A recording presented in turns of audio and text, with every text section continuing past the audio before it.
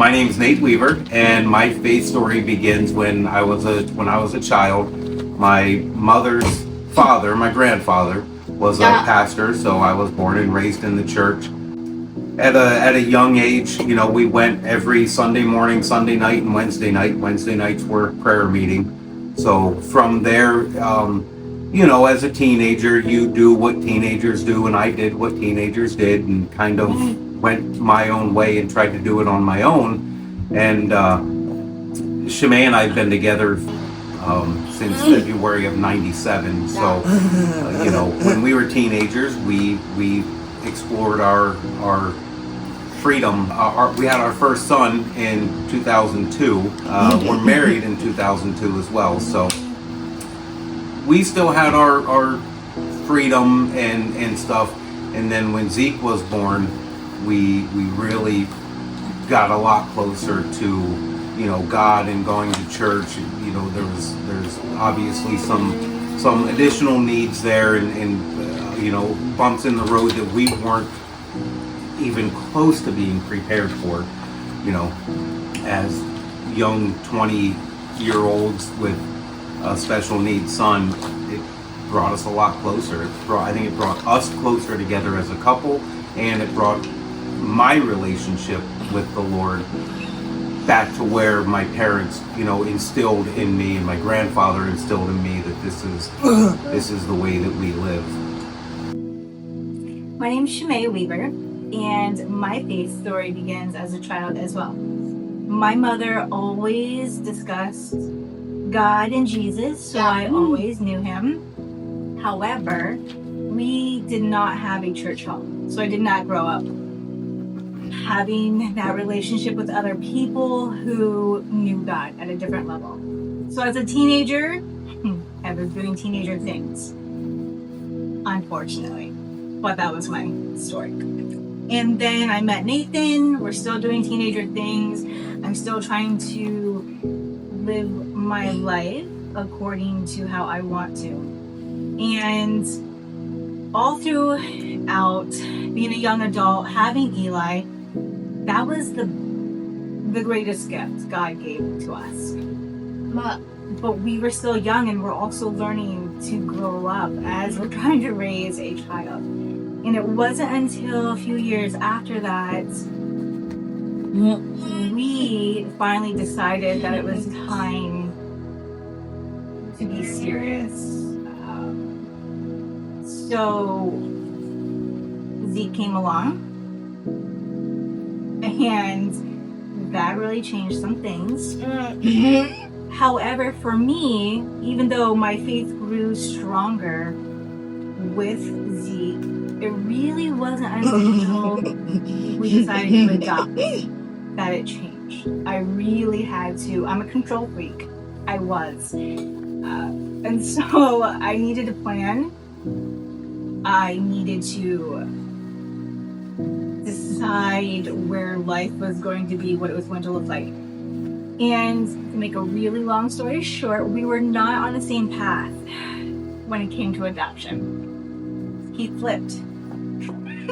And it broke my heart. We had a huge argument. I would like to say we handled things maturely. We did not.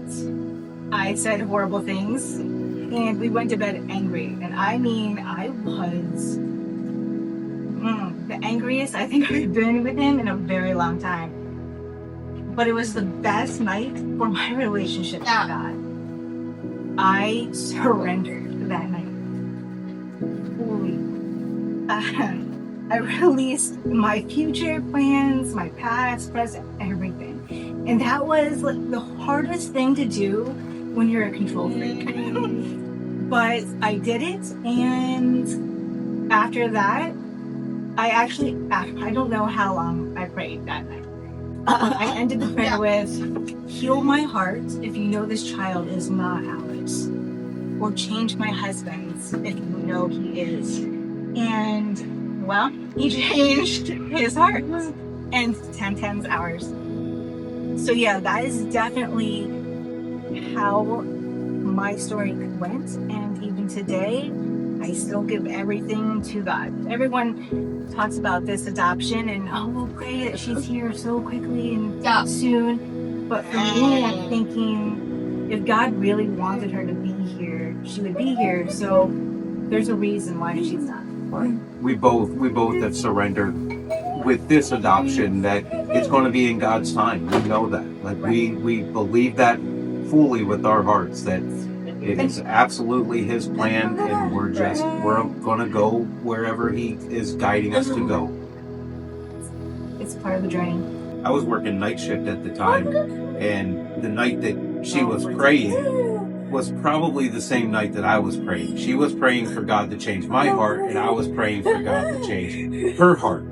And every roadblock that I tried to throw up, God knocked them all down. Knocked every single one of them down. I prayed and prayed and prayed that Shamei would say, okay, you're right. We can't do this right now. But like I said, every roadblock that I threw up, time off of work, where the money was coming from, just everything came together. And I was at work, and I was in my office.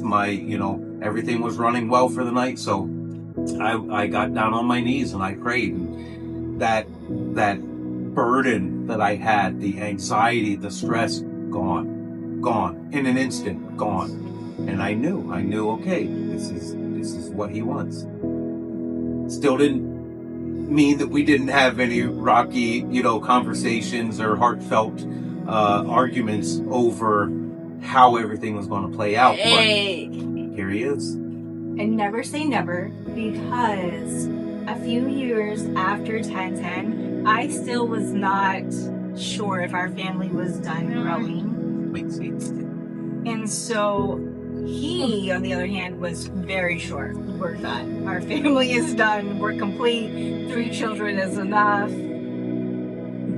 A few years ago, Pastor Jim, at that time, he asked the church to fast with the church. And then also, you could also fast for yourself. So I did both. It was the year we gave up caffeine. We gave up everything except for drinking water. So anyway, I prayed to make it clear. Is our family complete? Is there another child out there for us? And if there is, change his heart and let him lead this adoption this time. So I know that it's truly from God and it's not me trying to control things. And within a year, I'm praying. I'm not hearing anything. I'm still wanting a child. He's still not wanting a child. But every day I'm praying. And sure enough, in the meantime, I'm sending him little pictures, some children, just in case. He never answered them. Until one day at the very end of the year, he came home and said, I reached out to the adoption agency to inquire. And here we are. So that's our story. And so the first children that we reached out for was a brother and sister sibling group. And I think we both looked at the pictures and said, yeah, they could be part of our family. Like, there was something about them. And it's weird that God used those 2 kids to lead us to the girl that we're going to adopt now.